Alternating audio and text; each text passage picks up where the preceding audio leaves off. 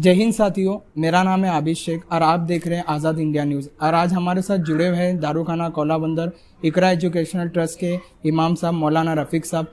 मौलाना रफ़ीक साहब, जो आने वाली जो आज की जो रात है, शब बारात की रात है, की अहमियत क्या है, ज़रा हमारे जनता को आप बताइए। जी हाँ आबिद भाई, बहुत बहुत शुक्रिया आपका ये बात पूछने के लिए। ये हकीकत है कि और रातों में और इस रात में फ़र्क है। इस रात में अमाल करना, इबादत करना, ये असलाफ से साबित है और अहादीस मुबारका में भी है। और शुरू ज़माने से, सलफ़े सालिहीन के ज़माने से इस रात में इबादतों का एहतमाम होता रहा है। तो इस रात में स्पेशल एक दर्जा है जो अहादीस मुबारका में भी है। तो इसके लिए मुबारक रात है, बाबरकत रात है। शब बारात इसको कहते हैं क्योंकि इस रात में बंदों की बहुत ज़्यादा अल्लाह ताला मग़फ़िरत करते हैं।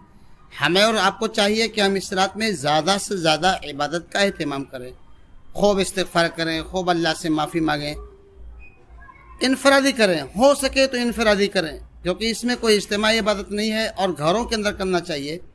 मगर हम मुसलमानों को अल्लाह माफ़ करे, आज हमारा अमल ये है कि हम मस्जिदों में और कब्रस्तानों में जमा होते हैं, खूब शोर करते हैं, खूब खाते पीते हैं और इस रात की जो असल चीज़ है उससे महरूम रहते हैं।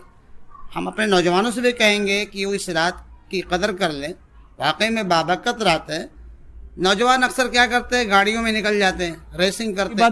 इस रात में इमाम साहब, जो लोग कुछ लोग इबादत में मशगूल होते हैं और कुछ लोग जो गाड़ी बीड़ी निकाल के जो राइडिंग के लिए निकलते हैं, तो ये किस तरह का मामला है, ये सही है या गलत है? नहीं, उनका ये अमल तो बिल्कुल गैर इस्लामी और मुनासिब नहीं है और ऐसा नहीं करना चाहिए, क्योंकि ये वक्त बहुत कीमती है। हमें नहीं चाहिए कि हम अपने वक्त को इस तरह से ज़ाय करें। रात होने के बाद या तो इबादत में आदमी गुजारे या तो फिर आराम करें। इस तरह से राइडिंग करना और गाड़ियों में जाना ये अच्छी बात नहीं, इस्लामी तालीम के खिलाफ है। और इमाम साहब, मतलब रात जो है, शब बारात का मतलब क्या है? जो लफ्ज़ है शब बारात, इसका मतलब क्या है? इस शब माने होता रात और बारात के माने होता छुटकारा, यानी जहन्नम से छुटकारा पाने की रात।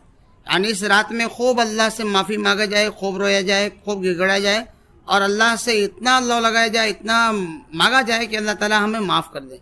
क्योंकि इस रात में अल्लाह ताला शान आसमानी दुनिया पे नाजिल होते हैं और बंदों की बख्शिश करने के लिए वो खुद करीब होते हैं और आवाज़ देते हैं कि क्या है कोई मग़फ़िरत तलब करने वाला, तो अल्लाह ताला माफ़ करने के लिए तैयार है। तो इस रात में बहुत कसरत से गुनहगारों को अल्लाह ताला माफ़ करते, जहन्नम से आज़ादी देते, इसलिए इस रात का नाम शब बारात है। और जैसा कि मतलब इस रात में रोज़े वगैरह का भी जो एहतमाम, जो रोज़े रखते, तो वो रोज़े किस तरह के रखना चाहिए? मतलब एक रोज़ा, दो रोज़ा, ये जनता को बताएं।